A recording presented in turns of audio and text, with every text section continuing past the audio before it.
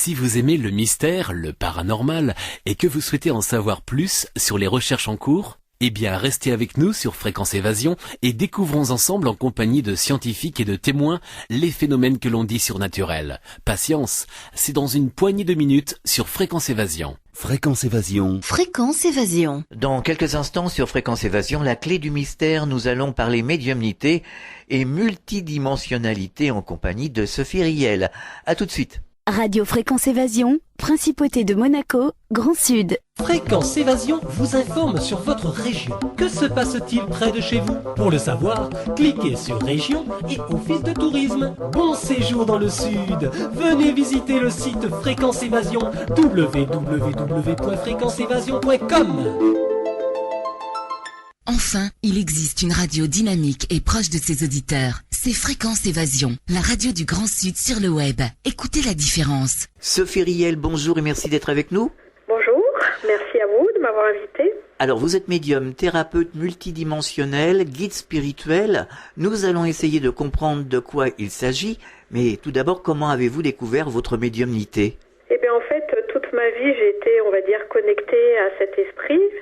J'ai ressenti vraiment cette présence divine qui m'habitait. Et puis après, c'est en travaillant beaucoup sur moi, en faisant des stages, des formations, en m'intériorisant beaucoup aussi, puisque ça passe par l'expérience individuelle que j'ai retrouvé tout ça.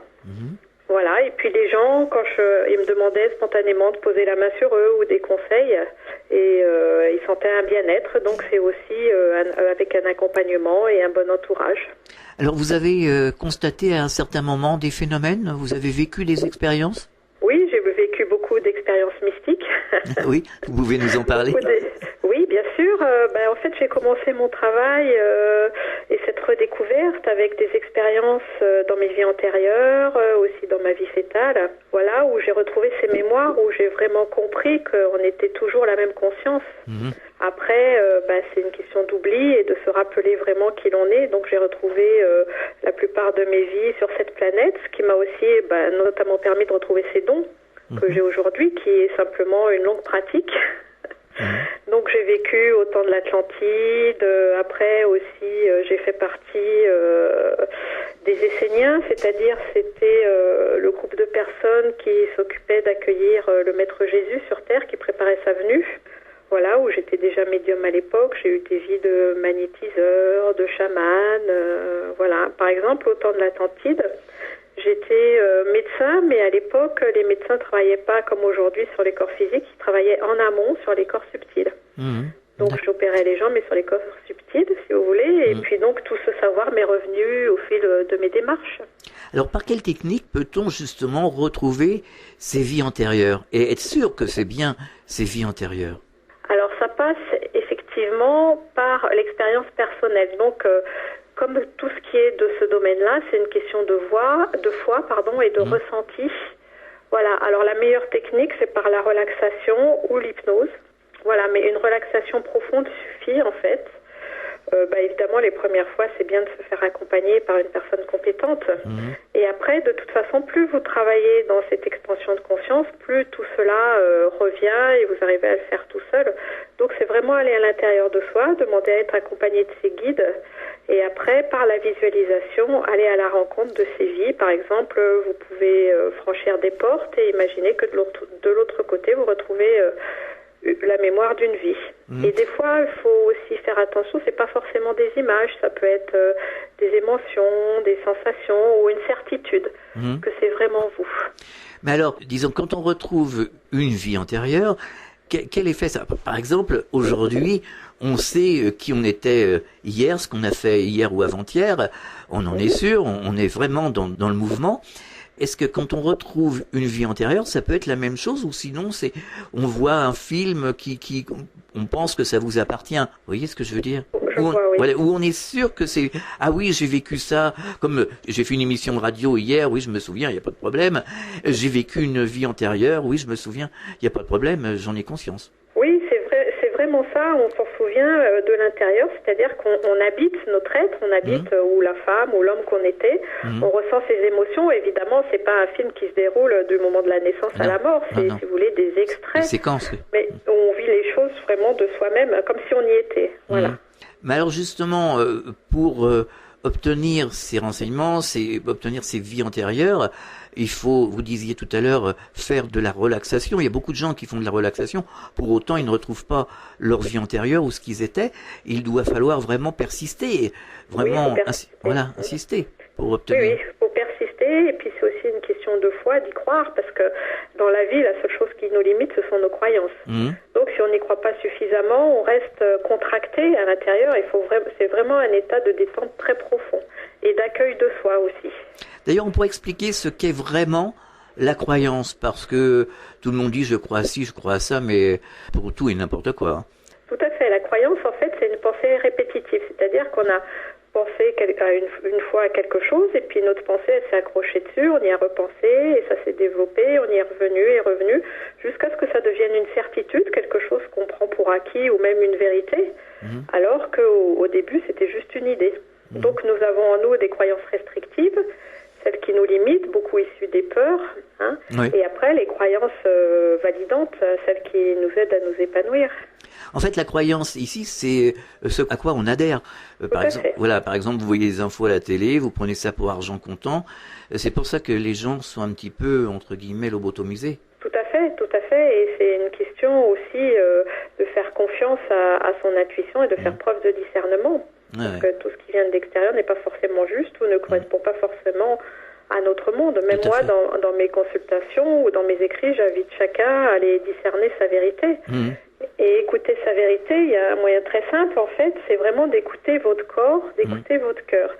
Si, quand vous lisez quelque chose, quand vous entendez quelque chose, ça se contracte, et ben ça ne correspond pas à votre vérité. Tandis que si vous sentez de la joie ou votre cœur qui s'ouvre, c'est que vraiment c'est en accord avec ce que vous avez besoin de vivre sur le moment. Parce que la vérité, quelque part, elle est universelle. Tout à fait, et puis on vit chacun dans notre propre monde aussi.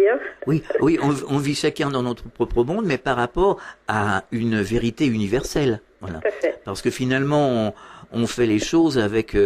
par exemple, on a un corps physique, on peut pas dire qu'on n'en a pas. Vous voyez ce que je veux dire, Voilà. Donc, il y a quand même un cheminement, une vérité universelle, comme le soleil se lève le matin, il se couche le soir. Oui, mais comme vous le dites si bien, Alain, on a un corps physique, donc nous ne sommes pas le corps. Voilà, c'est ça. Tout ce que nous avons, c'est un outil à notre service. C'est vivre cette vérité que nous sommes des émanations de la source, et donc nous voyageons dans les mondes en évolution, en ce moment sur cette planète, et c'est se rappeler que nous sommes la conscience et pas l'expérience. Alors nous sommes des entités à part entière. Quand on dit émanation de la source, ça veut dire quand même que nous sommes des entités libres à part entière, incarnées ou désincarnées. Oui, et justement libre de choisir. C'est pour ça que le positionnement intérieur est aussi important. Alors vous dites que la véritable réalisation passe par la reconnexion avec notre identité spirituelle. Alors comment se reconnecter? Par l'amour que l'on se porte. C'est pas une technique. C'est pas lire 50 livres. Non. C'est vraiment s'honorer en tant qu'être. L'honorabilité, c'est un niveau de conscience. Voilà, la reconnaissance personnelle, c'est un niveau de conscience. Voilà, c'est vraiment une question d'amour, de bienveillance et de compassion avec soi. Parce que l'esprit, c'est ça. L'esprit, c'est cette conscience universelle, unie à tout ce qui est. Et pour se relier à notre esprit, il faut vibrer au même niveau que lui, puisqu'on est soumis à la loi de la résonance. Donc ce niveau, c'est un niveau d'amour et de reconnaissance. Donc c'est avoir des sentiments aimants pour soi, de l'appréciation et aussi développer la gratitude. Alors, si tout passe par une reconnexion, c'est qu'à un moment donné de la vie, il y a eu une déconnexion. Oui, on s'est cru plutôt déconnecté, parce que la déconnexion en elle-même, ça n'existe pas. C'est simplement qu'on a oublié qui l'on est. C'est pour ça que le travail sur soi, c'est simplement se rappeler qui l'on est, à travers ses mémoires, ses vies antérieures, et puis après la conscience multidimensionnelle, parce qu'on n'a pas vécu non plus que sur cette planète. Donc on a aussi des mémoires galactiques. Comment on en est arrivé justement à oublier? C'est incroyable ça. Oui, c'est parce qu'au fur et à mesure des millénaires, on s'est enfoncé de plus en plus dans ces densités, puis on a tourné notre regard vers autre chose que notre source intérieure, vers l'extérieur, justement, les comportements humains. Et souvent, les personnes confondent ce qui appartient à l'être humain, donc ses comportements, ses mécanismes, ses croyances, ses conditionnements, et ce qui appartient à l'esprit divin. Ce sont deux choses totalement différentes. Donc, finalement, on a changé nos ADN? Oui, on a subi aussi des manipulations génétiques, mais c'est vrai que l'ADN s'est contracté et aujourd'hui on est en train de revenir vers l'expansion de l'ADN. Alors comment faut-il faire pour justement retrouver cette expansion d'ADN maximum, si je puis dire? Il faut changer notre état de pensée, il faut tout changer, quoi. Voilà, il faut changer nos comportements, notre façon de nous traiter, comme je vous l'ai dit, davantage d'amour et aussi s'impliquer dans sa vie, ne pas tout le temps le vivre à l'extérieur par rapport au faire, par rapport à cette illusion de troisième dimension. Vous parliez tout à l'heure de la télévision, de faire preuve de discernement, de passer peut-être moins de temps à l'extérieur et plus de temps à l'intérieur de soi. Parce que vous savez, l'être humain, c'est un peu la même image que l'iceberg. On voit la partie qui est au-dessus de l'eau. Oui. Ouais. Et la partie qui est sous l'eau, qui est immense, qui est 10 fois plus grande. L'être humain, c'est ça. Tout ce qui est à l'intérieur, c'est beaucoup plus immense, illimité, quoi, par rapport à la conscience extérieure. C'est ce que disait Nicole Dron quand elle est revenue de son expérience de NDE, et dit exactement les mêmes paroles que vous. Ah d'accord. Je l'ai pas lu. Oui, elle disait que... vérité universelle qui passe par plusieurs personnes. Voilà. Elle disait que, en rentrant dans son corps, elle avait pris conscience qu'elle vivait à la surface d'elle-même. Voilà, tout à fait. Donc pour aller vraiment à l'intérieur, c'est une question d'implication. Et aussi d'oser se confronter à ces mondes intérieurs. Parce que ce qui freine les gens, justement, c'est ça, ce sont leurs peurs, leurs conditionnements, leurs croyances qui peuvent être médiocres ou petits, et c'est pas du tout le cas. Ouais. Et pourquoi avoir peur, justement? Quelque part, il faut quand même assumer ce qu'on a été, ce qu'on est. Oui, mais on a tous en nous des mémoires, justement, de rejet, d'abandon, de trahison, qui sont reliées au comportement humain. Donc on a l'impression que si on se présente face à la lumière, il y a ces peurs inconscientes d'être jugé ou d'être oublié ou d'être rejeté. Alors on n'ose pas. Mais une fois qu'on a bien compris comment ça fonctionnait, si on assume, si on arrive à dire c'est comme ça, est-ce qu'on peut pas justement s'ouvrir? Oui, bien sûr, et ça se fait de façon naturelle. C'est un état de détente et d'accueil de soi. Voilà. Il n'y a rien à forcer dans la vie spirituelle. Non. Il y a juste à accueillir et s'abandonner au processus. Oui, le fameux lâcher prise. Voilà, parce que, comme je le disais, c'est se rappeler qui l'on est. Donc c'est peler l'oignon qu'on est, les nombreuses couches, pour retrouver le diamant de son être, tout simplement. Alors, on parle souvent en ce moment, depuis quelque temps déjà, du passage de la Terre de la 3e dimension à la 5e dimension. Oui. Donc, si la Terre passe en 4e, 5e dimension, elle va nous entraîner forcément. Oui, c'est tout à fait ce qui se passe. On vit ça tous les jours dans notre quotidien. Oui. Alors, pour les personnes qui n'ont pas justement travaillé le côté spirituel, qui sont dans la matérialité, comment ça va se passer? Alors, ça peut se passer de différentes manières. Il y a des personnes qui, sans forcément justement avoir toutes ces connaissances, mais qui sont des bonnes personnes, qui n'ont pas de blessures profondes au niveau de leur être, leur conscience va s'ouvrir naturellement. C'est un peu comme si un matin, elles allaient se réveiller, se trouver dans un nouveau monde rempli de joie, de lumière. Ça va leur sembler entièrement naturel. Maintenant, les personnes qui sont résistantes, c'est-à-dire qui n'osent pas se confronter à leur souffrance, le réveil va être beaucoup plus difficile, puisque la vie va les amener à travers divers événements. Ça peut être la perte d'un travail, des décès dans l'entourage, des séparations, à se confronter en fait à ce qu'elles ont à régler. Puisque le monde monte dans la lumière elle vient éclairer l'obscurité et puis vraiment tous les petits coins, les toiles d'araignée qui sont dans les petits coins. Alors, j'ai trouvé l'autre jour sur Internet un article. C'était des scientifiques qui disaient que les ADN étaient en train de changer en ce moment et qu'il y avait des enfants qui naissaient justement avec des ADN complètement différents. Est-ce que vous avez entendu parler de ce genre de recherche? Oui, tout à fait. C'est ceux qu'on appelle surtout les enfants en cristal. Il y a eu la première vague avec ce qu'on appelait les enfants indigos. Voilà, donc dont moi je fais partie d'ailleurs. J'ai une conscience indigo. Donc déjà, je suis née avec cette conscience éveillée, cette connexion au monde subtil. Après, évidemment, j'ai développé par un travail personnel et les nouveaux enfants, ils ont encore plus de brins d'ADN reconnectés, donc ils vivent en conscience sur plusieurs plans à la fois. Et ils viennent transporter, si vous voulez, cette conscience et l'exprimer dans la matière pour aider les autres à s'éveiller. Alors les ADN des adultes seraient en train de changer visiblement, d'après ce que j'ai entendu dire, et surtout avec le rapport de ces scientifiques qui disaient que les ADN des adultes, des gens en général, étaient en train de changer, se modifier. Oui, ces brins reins sont en train d'être réactivés. Ce qui fait qu'on va retrouver des facilités, si vous voulez, surtout par rapport au sens intérieur, par rapport à la télépathie, par rapport à la bilocation, à la multilocation, à la clairvoyance, à la clairaudience, parce que tout ça, c'est naturellement. Bien sûr. C'est l'être humain. Et donc, c'est en train d'être réveillé.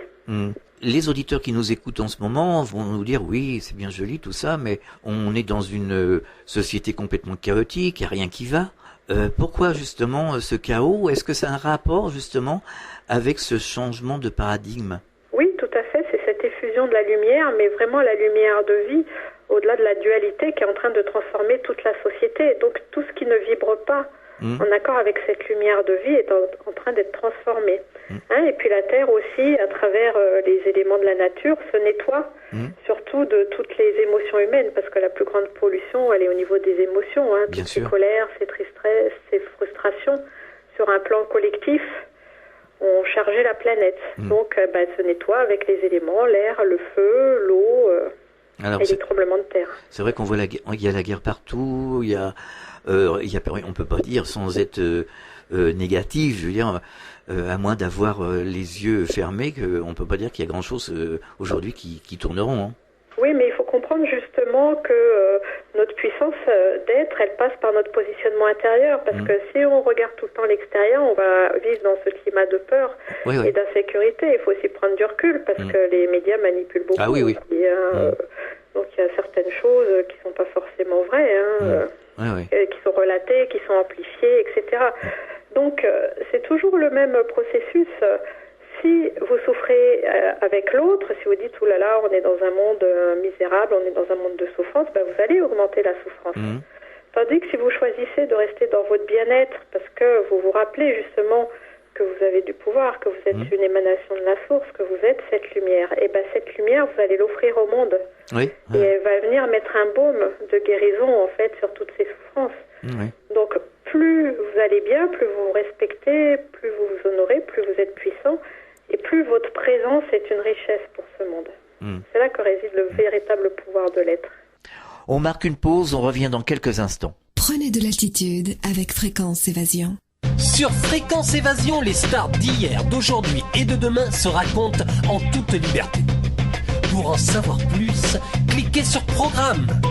Bon surf sur le site de Fréquence Évasion, www.fréquenceévasion.com. De Menton à Toulouse, Radio Fréquence Évasion, le soleil du Grand Sud. Nous sommes de retour sur Fréquence Évasion, toujours en compagnie de Sophie Riel. Nous sommes dans la clé du mystère. Nous parlons de médiumnité, de multidimensionnalité. Il faut peut-être perdre certains réflexes. C'est vrai, on ronchonne assez souvent. Enfin, moi, je ronchonne. Alors des fois, c'est vrai qu'il faut taper sur la table pour faire changer les choses, bouger, réagir les gens. Mais peut-être qu'il faut agir sans trop, dramatiser. Tout à fait. C'est apprendre à relativiser et savoir que c'est vraiment par l'exemple qu'on peut transformer ce monde. En montrant qui l'on est et justement en exprimant notre lumière. Parce qu'on n'est pas venu prendre les autres en charge, on est venu tous réaliser. Donc la vie, c'est à sens unique. La vie, c'est de l'intérieur vers l'extérieur. Donc je suis venue apporter ma lumière, je suis venue apporter mon amour, je suis venue apporter toutes les qualités qui font de moi un être unique. Donc c'est pour ça que, par exemple, dans mon enseignement, j'insiste beaucoup pour que les gens vivent en conscience, dans la conscience de leur qualité, qu'ils sachent se faire des compliments, s'encourager, vraiment se valider. C'est vrai que dans cette société, on a tendance à prendre les autres en charge. Voilà, tout à fait. La France est très forte aussi pour ça. Mais si on prend l'autre en charge, notre charge, elle s'alourdit. Comme je le disais, on prend la souffrance de l'autre, on est deux à souffrir, donc on renforce le problème. Ça ne solutionne rien. Ce qui ne veut pas dire qu'il ne faut pas tendre la main aux gens. Bien sûr que non, c'est pas du tout ça. Je parle vraiment intérieurement, vibratoirement. C'est au contraire donner de sa présence. Et des fois aussi, ça passe par l'argent. C'est tout à fait correct. C'est donner de l'argent, donner du temps. Mais voilà, le mouvement, il se fait de l'intérieur vers l'extérieur et pas dans l'autre sens. Alors, vous êtes thérapeute multidimensionnel. De quoi s'agit-il? Qu'est-ce que les multidimensionnalités? Alors en fait, on est tous des êtres multidimensionnels. La seule différence, c'est que moi, je le suis vraiment beaucoup en conscience, c'est-à-dire qu'on est relié à la conscience de notre terre-mère. C'est une conscience verticale, si vous voulez. Après, on est relié à la vibration angélique, archangélique, au maître ascensionné, à la source, à nos frères stellaires, nos frères intraterrestres. Voilà, c'est être lié à tous les plans, aussi de façon horizontale à la nature.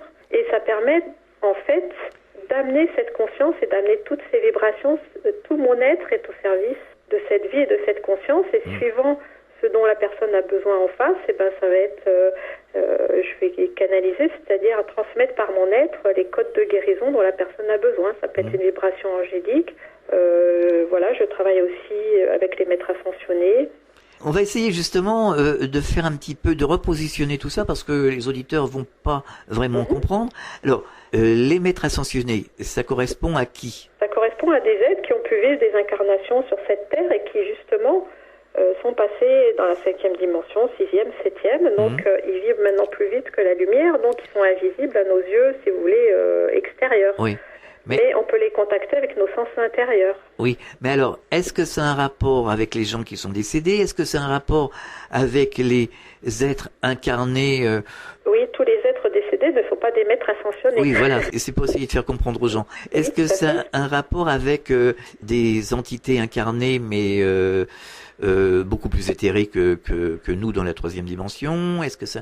Oui, c'est tout à fait ça. Elles sont incarnées sur des plans supérieurs, ce qui fait qu'elles sont invisibles dans la 3e dimension. Et on s'appelle des maîtres justement parce qu'ils ont passé cette maîtrise, mais simplement la maîtrise d'eux-mêmes. Voilà. De contrôler suffisamment leurs émotions, leurs pensées pour arriver à cette vigilance voilà, qui fait qu'ils ne raisonnent plus qu'avec les niveaux de lumière les plus hauts.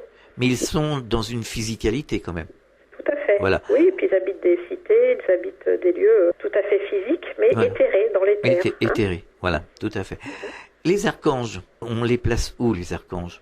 C'est un autre niveau de conscience, dans des dimensions beaucoup plus hautes, où ils ont des rôles spécifiques, en fait. D'ailleurs, je peux vous renvoyer au travail de Yvan Poirier, que vous avez interviewé aussi, qui décrit très bien ces niveaux-là. Et vous me parliez de flammes violettes tout à l'heure. De flammes, en fait, ce sont des rayons, si vous voulez. Il existe plein de rayons, ce sont des couleurs, des flammes. Ce sont des feux qui véhiculent les qualités divines. D'accord. Donc, par exemple, la flamme bleue véhicule la volonté de Dieu. Quand vous avez besoin d'asseoir votre volonté, par exemple, pour changer dans vos comportements. C'est une flamme qui nettoie les peurs aussi. Vous avez la flamme rose, qui est celle de l'amour divin, pour vous amener à expérimenter la compassion, la tendresse et la puissance de l'amour. Voilà un autre exemple, la flamme jaune, qui est la flamme de l'illumination, pour là contacter la sagesse divine et être connecté à votre mental supérieur et non pas à votre mental inférieur, à votre intellect. D'accord. Donc le fait de méditer avec ces rayons vous permet de ressentir et de vibrer leur qualité. Vous avez aussi par exemple la flamme verte, qui est la flamme de la guérison. Voilà. Alors comment vous agissez justement en tant que thérapeute sur les dimensions pour guérir certaines pathologies? Alors en fait, comme je suis reliée à toutes ces dimensions, j'ai la capacité de créer un vortex, si vous voulez, qui est un mouvement de lumière, et j'emmène la conscience de cette personne dans ce mouvement de lumière, qui permet aussi, un vortex, c'est comme si ça ouvrait des portes, ce qui fait que les anges de la guérison, les maîtres, les thérapeutes qui sont sur d'autres plans peuvent intervenir pour transmuter des choses qui sont à l'intérieur, qui sont justement sur un plan beaucoup plus éthéré, beaucoup sur les plans invisibles. Par exemple, un blocage émotionnel, c'est sur un plan invisible. Vous ne touchez pas vos émotions, mais elles sont aussi réelles. Donc ça décristallise vos circuits énergétiques et ça permet justement à l'énergie de circuler beaucoup mieux, de façon fluide, et de vous libérer.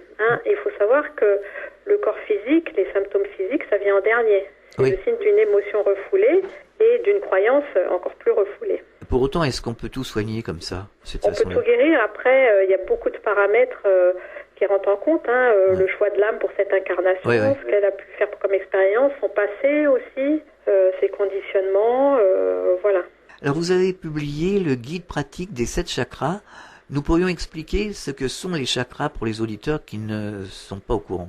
Oui, les chakras, ce sont des roues d'énergie, ce sont des portes, si vous voulez, qui sont entre notre structure physique et notre structure énergétique. Donc, on a des centaines de chakras, on en a un peu partout sur le corps. Là, je parle des 7 principaux qui représentent les 7 plans de l'être. Donc, le plan physique, le plan de la créativité et de la sexualité, Après, il y a le plan de la personnalité et des émotions.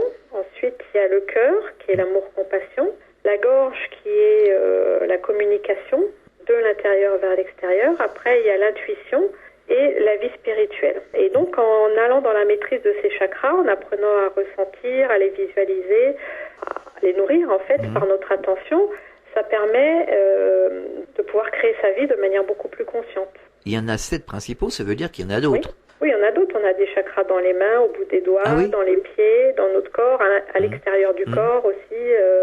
Mais en travaillant sur cela, ça permet vraiment d'aller vers davantage de maîtrise. C'est pour ça aussi que le sous-titre de mon livre, c'est « Réussir sa vie grâce à sa structure énergétique ». D'accord. Mieux on comprend comment on fonctionne dans ces multidimensions, plus on a du pouvoir pour créer vraiment ce que l'on veut. Alors, vous pratiquez également la peinture vibratoire. Expliquez-nous. Alors, c'est pareil, je peins en état de conscience modifié, donc à travers les couleurs et les formes. Si vous voulez, ça encode le tableau de cette énergie de guérison et la personne, lorsqu'elle se place devant le tableau, qu'elle regarde les couleurs, qu'elle s'imprègne en fait de la vibration du tableau, ça va dégager des choses en elle et ça va lui permettre d'avancer dans son cheminement à la fois personnel et spirituel. Alors vous avez publié un autre ouvrage, Vivre au quotidien dans la conscience christique. Comment peut-on appliquer cette façon de vivre au quotidien, surtout dans nos sociétés qui sont des plus chaotiques, comme on disait tout à l'heure, pour obtenir cette maîtrise? Alors il s'agit évidemment de ramener les choses à soi, déjà de prendre conscience qu'on a basculé dans ce nouveau monde. Vraiment, le 12 décembre 2012, il y a un portail qui s'est fermé et on est entré vibratoirement dans ce nouveau monde. Alors évidemment, les gens s'attendaient à vivre des choses spectaculaires à l'extérieur. Oui. Alors que tout s'est passé à l'intérieur. Voilà. Et aujourd'hui, de plus en plus, on prend conscience de ça. Donc, on vit certains symptômes ascensionnels qui peuvent être des malaises physiques, beaucoup de fatigue, de la dispersion ou un manque d'intérêt pour des choses qui avant nous passionnaient. Voilà, c'est de savoir qu'on est en train de se transformer intérieurement.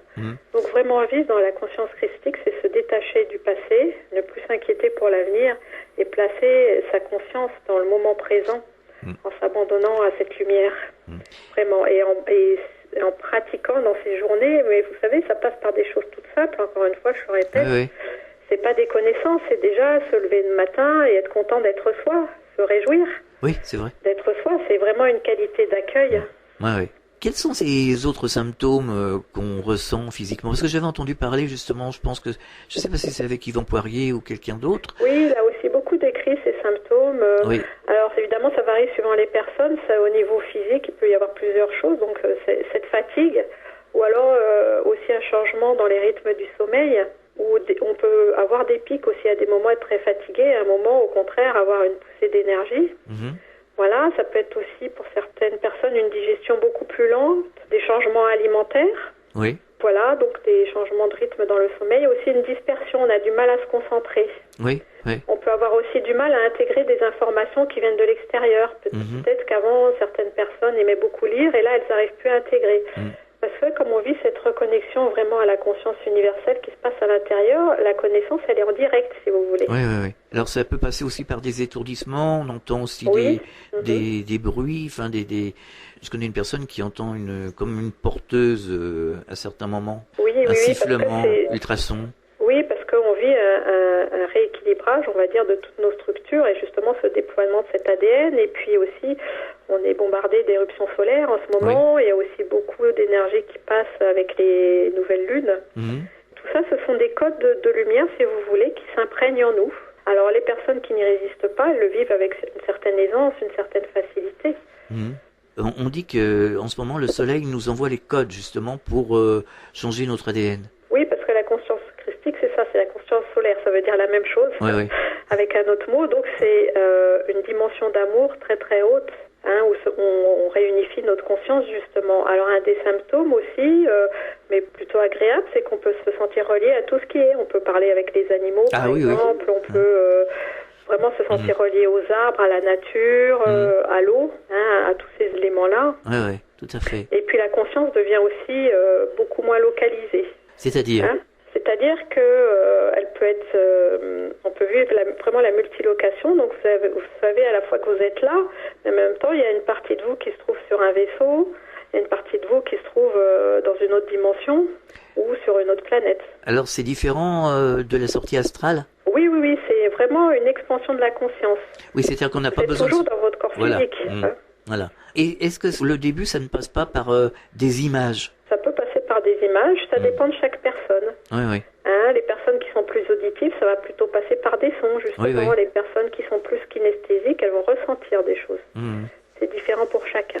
Et ça se développe progressivement dans le temps?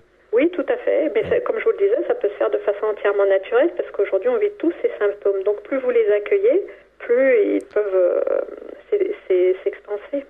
Alors, Sophie Riel, vous donnez donc des cours, vous donnez des conférences, je suppose?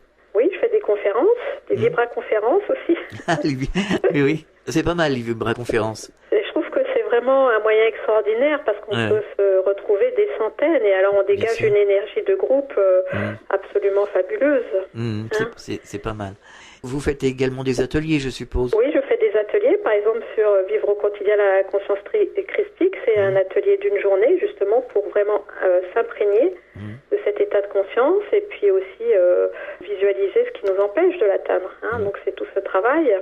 Je fais aussi des week-ends pour travailler sur ces 7 chakras, en rapport avec les flammes sacrées aussi, dont je viens de vous parler. Je fais aussi des formations en fleurs de Bach. Ah, une petite parenthèse sur les fleurs de Bach. Alors, le docteur Bach, c'était un médecin anglais du début du XXe siècle qui a redécouvert le pouvoir des fleurs. Donc, il a recensé 38 émotions humaines qui sont reliées à 38 fleurs. Donc, quand vous êtes dans l'aspect négatif, la fleur vous remet dans l'aspect positif. Donc, si vous êtes en colère, elle vous apaise. Si vous êtes dans la peur, elle vous donne confiance. Si vous êtes triste, elle vous remet dans l'espoir. Ce sont des gouttes, en fait, à prendre. Est-ce que vous auriez un message adressé aux auditeurs? Oui, c'est vraiment de garder confiance parce qu'on est tellement accompagné aujourd'hui, on est tellement aimé par la source elle-même, par ce niveau christique, par les anges, par les maîtres, par nos frères intraterrestres aussi. On fait vraiment partie de cette grande famille. Alors vraiment, je vous invite à aller dans votre cœur et à ressentir toutes ces présences bienveillantes qui sont là pour vous. La vie est infiniment bienveillante, la vie est de votre côté à chaque instant. Un dernier mot sur les intraterrestres? Oui. Alors, les intraterrestres, ce sont des êtres donc, qui vivent à l'intérieur de la Terre, mais dans d'autres dimensions, surtout la 5e et la 6e. Donc, on retrouve par exemple notre famille Atlante et notre famille lémurienne, les hyperboréens aussi. Donc, ce sont les personnes qui, au moment de la destruction de ces continents, ont pu se réfugier dans cette intraterre et construire leur cité de lumière. Et aujourd'hui, ils nous accompagnent. C'est une autre partie de notre famille qui nous accompagne dans notre ascension. Jusqu'au moment où on sera prêt à les retrouver physiquement. Oui, justement, on me pose souvent la question, mais quand quand va-t-on les voir? On dit que c'est imminent, que c'est... Voilà, alors tout le monde, d'ailleurs, sur les réseaux sociaux, les gens qui s'intéressent à tout ça, tapent du pied un peu, trépignent. Tout à fait.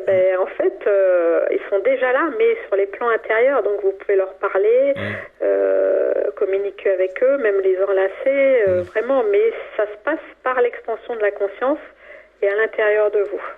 Donc vous avez un site internet, bien entendu, vous allez nous rappeler l'adresse? Oui, c'est donc www.natureetharmonie.net. Et qu'est-ce que l'on peut trouver sur votre site? Alors, on trouve ma présentation, mes consultations, la présentation de mes livres, et j'ai aussi un blog sur lequel je publie au moins une fois par semaine un article, d'ailleurs que vous pouvez retrouver aussi sur la presse galactique. Oui. On retrouve aussi mes peintures et j'ai créé aussi des méditations audio parce que je souhaite vraiment que chacun devienne autonome. Alors, j'ai fait des enregistrements qu'on trouve aussi sur YouTube. Oui. Et qui permettent aux gens d'apprendre à méditer, d'apprendre à aller à l'intérieur d'eux. Par exemple, j'ai créé une méditation d'ancrage à la terre, j'ai créé une méditation pour aller à la rencontre de son enfant intérieur. Voilà, j'ai créé une méditation pour créer en soi un modèle de parent divin et une autre pour l'ouverture du cœur. Donc ce sont des méditations, il y a le son de ma voix. Oui. Et j'ai fait aussi un montage avec de la musique qui vous permet vraiment d'aller en profondeur en vous pour vous épanouir et voilà, après pouvoir pratiquer par vous-même, retrouver votre pouvoir personnel. Est-ce que vous avez des projets? Oui, j'ai des projets, faire à nouveau des nouvelles vibra-conférences, des nouveaux ateliers, parce que vraiment beaucoup de gens me consultent aussi et avec des symptômes physiques. C'est pour apprendre aux gens plutôt à essayer d'aller dans leurs émotions, dépasser le symptôme physique. Parce que la véritable guérison, c'est une libération émotionnelle. Donc d'apprendre à décristalliser par eux-mêmes ce qu'ils ont créé sur les plans inconscients. Et aussi, j'ai commencé un nouveau livre qui est un guide des apprentissages en 2 mots. Oui. Voilà, qui est toujours dans cet enseignement d'apprendre aux gens à se relier à leur conscience divine. Ils réagissent bien, les gens, en général? Ah oui. Il y a vraiment cette ouverture de conscience aujourd'hui et il y a cet accueil. Vous savez, on ne peut enseigner que par l'exemple. Ouais. Et moi, je ne parle que des choses que j'ai expérimentées justement par moi-même et que j'ai réussi à m'approprier. Donc les gens ressentent ça. Bien sûr. Et puis s'il y a quelque chose, j'ai pas non plus toutes les réponses. Donc je le dis, si je peux pas apporter toutes les réponses. Et puis j'incite plutôt les gens, plutôt que d'aller chercher des réponses à l'extérieur, de trouver leurs propres réponses. Oui. C'est le plus important. Tout à fait. Sophie Riel, merci d'avoir participé à cette émission et à très bientôt sur cette antenne, j'espère. À très bientôt, avec une grande joie, Alain. Bon courage, à bientôt, au revoir. Merci. Fréquence Évasion.